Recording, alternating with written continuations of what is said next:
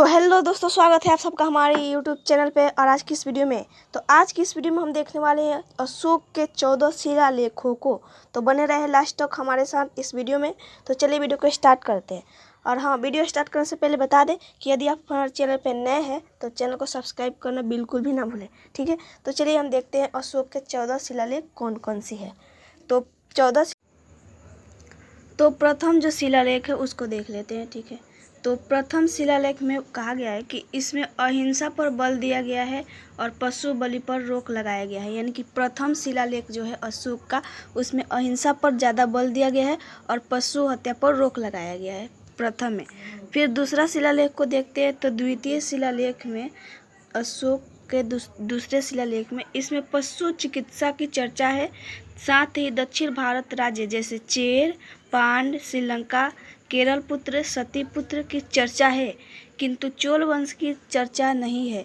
यानी कि दूसरे शिलालेख में अशोक के पशु चिकित्सक की चर्चा है। साथ ही दक्षिण भारत के राज्य कुछ जैसे कि चेर, पांड, श्रीलंका, केरल पुत्र, सतीपुत्र की चर्चा है, लेकिन दक्षिण पुत्र की एक राज्य ये चोल वंश भी था, उसकी चर्चा इसमें नहीं है द्वितीय में, ठीक है। तृतीय शिलालेख को देखते हैं। तो तृतीय में तो इसमें अशोक ने 3 अधिकारक राजुक, युग तथा प्रदेशक की चर्चा किया है जो धर्म प्रचार के लिए थे। यानी कि राजुक, युवक तथा प्रदेशक जो थे वो धर्म प्रचार के लिए थे। अशोक ने इस शिलालेख में राजकीय अधिकारियों को आदेश जारी किया है कि वह हर 5वें वर्ष दौरे पर जाए। इसमें धर्म संबंधित कुछ नियम भी निर्देशित है। यानी कि तृतीय शिलालेख में अशोक ने राजकीय अधिकारियों को यह आदेश जारी किया है कि वो हर 5वें वर्ष उन्हें दौरे पर जाना होगा, और इसमें धर्म से संबंधित कुछ नियम भी निर्देशित थे तृतीय शिलालेख में। फिर चतुर्थ शिलालेख को देखते हैं। तो चतुर्थ शिलालेख में इसमें भैरी घोष के स्थान पर धर्म घोष की नीति की चर्चा है। यानी कि भैरी घोष के स्थान पर धर्म घोष की नीति का चर्चा किसमें है? चतुर्थ शिलालेख में। पांचवा शिलालेख को देखते हैं। तो इसमें धम्म महामात्र नामक अधिकारी की चर्चा है जो धार्मिक जीवन की देखरेख करता है। इसमें समाज तथा वर्ण व्यवस्था का उल्लेख भी है। यानी कि 5वें शिलालेख में धर्म महामात्र नामक अधिकारी की चर्चा है। 6वें शिलालेख को देखते हैं। तो इसमें अशोक ने कहा है कि मेरा अधिकारी जन कल्याण के लिए जब चाहे मुझसे मिल सकते हैं। इसमें आत्मनियंत्रण संबंधित शिक्षा दी गई है। 6वें शिलालेख में अशोक ने कहा है कि मेरे अधिकारी जो है वो मुझसे कभी भी मिल सकते हैं। किस काम के लिए? तो जन कल्याण काम के लिए मिल सकते हैं। और इस शिलालेख में आत्म नियंत्रण संबंधित शिक्षा भी दी गई है। 7वें शिलालेख देखते हैं। तो 7वें में इसमें अशोक ने विभिन्न धर्मों के आपसी समन्वय की बात कही है। यह सबसे बड़ा शिलालेख है। इसमें तीर्थ यात्रा की चर्चा है। यानी कि 7वां जो शिलालेख है वो सबसे बड़ा शिलालेख है, और इसमें अशोक ने अलग अलग धर्मों को एक साथ मतलब आपस में समन्वय बनाए रखने की बात कही है। यह सबसे बड़ा शिलालेख है, और इसी में तीर्थ यात्रा की भी चर्चा है 8वें शिलालेख को। तो 8वें शिलालेख इसमें कहा गया है, इसमें अशोक के धर्म यात्रा की चर्चा है जो इसके राजस्व अभिषेक के 8वें वर्ष से प्रारंभ होती है। यानी कि अशोक के धर्म यात्रा कब से प्रारंभ हुई थी? तो अशोक के राज्याभिषेक के 8वें वर्ष बाद, ठीक है। तो उसी के बारे में 8वें शिलालेख में धर्म यात्रा की चर्चा है अशोक की। फिर 9वें शिलालेख को देखते हैं। तो 9वां जो शिलालेख है इसमें अशोक ने छोटे मोटे त्यौहार पर प्रतिबंध लगा दिया। इस शिलालेख में सच्ची शिष्टाचार और सच्ची भेंट का उल्लेख है। यानी कि 9वें शिलालेख में जो अशोक है वो छोटे मोटे त्योहारों पर प्रतिबंध लगा देते हैं, और इस शिलालेख में सच्ची शिष्टाचार और सच्ची भेंट का उल्लेख भी इसी शिलालेख में मिलती है 9वां शिलालेख में। 10वां शिलालेख देखते हैं। तो इसमें